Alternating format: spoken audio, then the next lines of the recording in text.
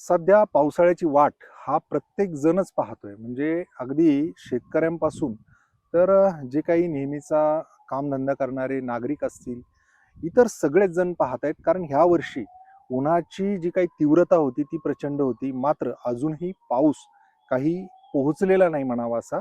आणि जे पावसाचे प्रेडिक्शन आहेत, IMDचे असतील किंवा स्कायमेट किंवा इतर ज्या काही संस्था आहेत त्यांचे, त्या पद्धतीने पाऊस हा जो आहे तो सुरुवातीला पडेल, त्याच्यानंतर काही खंड पडेल. कारण अल निनोचा जो प्रभाव आहे तो यावर दिसून येतोय.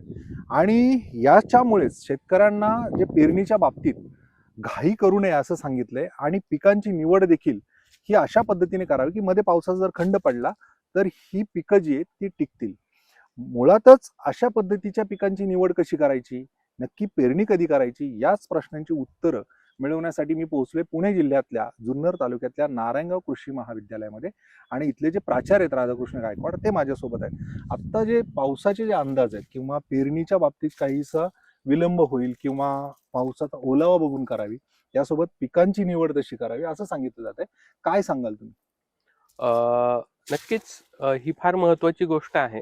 कारण पावसाळा सुरू होणं ही जशी सामान्य नागरिकासाठी उन्हाळ्यापासून रिलीफ म्हणून ही गोष्ट महत्त्वाची असते, तशी शेतकऱ्यासाठी ती फक्त रिलीफ नसते, तर त्याची पुढच्या हंगामाची पायाभरणी त्याच्यावर अवलंबून असते. त्याची सगळी आर्थिक गणितं त्याच्यावर अवलंबून असतात. आत्ताच कृषी विभागाने आदरणीय मुख्यमंत्री महोदयांनी आवाहन केले, की पुरेसा ओलावा जमिनीमध्ये आल्याशिवाय पेरणी करू नका. किंवा कृषी विद्यापीठही सांगतात की 15 जून पर्यंत जी पेरणी आहे ती रेग्युलर पेरणी मानली जाते आणि त्यानंतर 30 जून पर्यंत पावसाळा जर लांबला तर काही पिकं आपल्याला टाळावी लागतात. त्यानंतर अजून पुढे 15 दिवस लांबला तर उरलेली काही पिकं कमी करून एरंडी सारखी पिकं वगैरे ही घ्यावी लागतात. परंतु मूळ प्रश्न हा तसा शिल्लक राहतो की त्या शेतकऱ्याची नवीन पिकं आपण दिली म्हणून ती लगेच लागवड करण्याची वगैरे मानसिकता तर अजिबात नसते. मग त्यांनी वर्षानुवर्ष जो क्रॉपिंग पॅटर्न फॉलो केलेला आहे, जसं की आपल्या भागामध्ये जरी विचार केला तरी सोयाबीन हे एक खरीपातलं मुख्य पीक तयार झालेलं आहे मागच्या 10-15 वर्षामध्ये. तर याची कारणं ही बरीच आहेत. मग शेतकरी काय करतो, सोयाबीनची पेरणी करतो कारण ते द्विदल वर्गातलं पीक आहे आणि त्यानंतर कांदा किंवा त्याची जी हुकमी पिकं आहेत की ज्याच्यातून त्याला बऱ्यापैकी पैसा मिळण्याची शक्यता निर्माण होते, अशी पिकं तो त्याच्यानंतर घेत असतो. आता प्रश्न आहे की आपला खरीप हंगाम जो आहे तर त्याच्यात आपल्याला जरा थांबून व्यवस्थित सबुरीने सल्ला घ्यावा, सबुरीने पुढचा निर्णय घ्यावा असं शासन म्हणतंय, कृषी विभाग म्हणतोय. तर यामध्ये शेतकऱ्यांनी एक 2-4 गोष्टींवर अतिशय जाणीवपूर्वक लक्ष दिलं पाहिजे. सर्वात महत्त्वाचं पाऊस पडेल, प्रश्न तो नाहीये. पेरणी योग्य वापसा ही जमिनीत तयार होईल, तोही प्रश्न नाहीये. पण पुढे जो लांबणारा खंड आहे, त्यासाठी आपल्याला पाण्याचं व्यवस्थित नियोजन करणं गरजेचं आहे. मग आपल्याकडे 4 एकर शेतीमध्ये जर आता उभा ऊस असेल, तर त्यासाठी लागणारं पाणी पुढच्या 1.5 महिन्यात जर पाऊस पडलाच नाही, तर आपल्याकडे काय परिस्थिती राहील, याचा अंदाज घेऊन मग खरीपात आपल्याला त्या शेतात काय पेरायचं हे ठरवता येईल. बरं पेरायचं की नाही हेही ठरवता येईल. कारण एखादं पीक आपण एखाद्या हंगामामध्ये नाही घेतलं, तरी काही विशेष काही बिघडण्यासारखी परिस्थिती नाही. कारण त्याचं भांडवल आपल्या खिशात राहतं आणि तो भांडवल टाकून ते पीक जर वाया जाणार असेल, तर तसंही ते नुकसान आहे.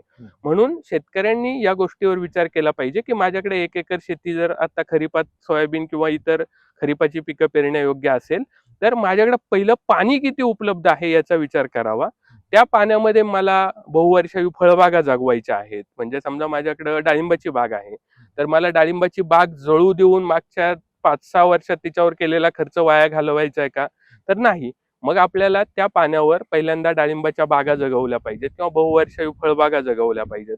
ऊसासारखं जे वार्षिक उत्पन्न देणारं पीक आहे ते जगवलं पाहिजे आणि त्यानंतर पाणी शिल्लक राहिलं, तर आपण त्या भागामध्ये त्या खरीपाच्या पिकांची पेरणी केली पाहिजे. अन्यथा एखादा हंगाम आपण थांबलं तरीही काही विशेष बिघडण्यासारखी परिस्थिती नाही. जर आपल्याला ऑगस्ट-सप्टेंबर नंतर अशी परिस्थिती निर्माण झाली, की आपल्याकडे पुरेसं पाणी उपलब्ध आहे, तर आपण रबीची पिकं घेऊ शकतो. ज्यामध्ये गहू, हरभरा किंवा आपल्याच भागाचा विचार केला तर बरीचशी शॉर्ट ड्युरेशन क्रॉप्स आहेत. जसे की मेथी आहे, धना आहे. एखादा महिना आपल्याला जर वाटतंय, की आता पाणी पुरू शकतं, तर आपण अशी कमी कालावधीची पिकंही घेऊ शकतो. म्हणून शेतकऱ्यांनी अगदी कुठल्या ठोकताळ्यावर जाण्यापेक्षा किंवा कुठल्या विद्यापीठांच्या रिकमेंडेशनवर जाण्यापेक्षा आपली स्वतःची पाण्याची उपलब्धता किती आहे. कारण हा राष्ट्रीय राज्य पातळीवरचा प्रश्न हा शासन पातळीवर त्यांच्या पद्धतीने ते रिकमेंडेशन देतात. पण व्यक्तिशः आपल्याला आपल्या शेतीचं, आपल्या पाण्याचं, आपल्या जमिनीचं जर उत्कृष्ट पद्धतीने माहिती आपल्याला सर्वाधिक असते. म्हणजे मागच्या 2-3 वर्षापूर्वी पडलेल्या दुष्काळात आपल्या विहिरींची काय परिस्थिती होती, आपला कोणता बोर कोरडा गेला होता किंवा कुठल्या बोरचं पाणी कमी पडत होतं, कुठं प्यायला पाणी नव्हतं. अशा कंडिशनमध्ये मागचा सगळा विचार करून आपण निर्णय घेतले पाहिजेत, असं माझं प्रामाणिक मत आहे. निश्चित. तर हे होते नारायणगाव कृषी महाविद्यालयाचे प्राचार्य राधाकृष्ण गायकवाड, ज्यांनी आपल्याला जर पावसाला विलंब लागला अथवा पावसामध्ये जे काही खंड पडणार आहेत त्याच्यानुसार शेतकऱ्यांनी कशा पद्धतीने नियोजन करावं याविषयीची माहिती आपल्याला दिलेली आहे.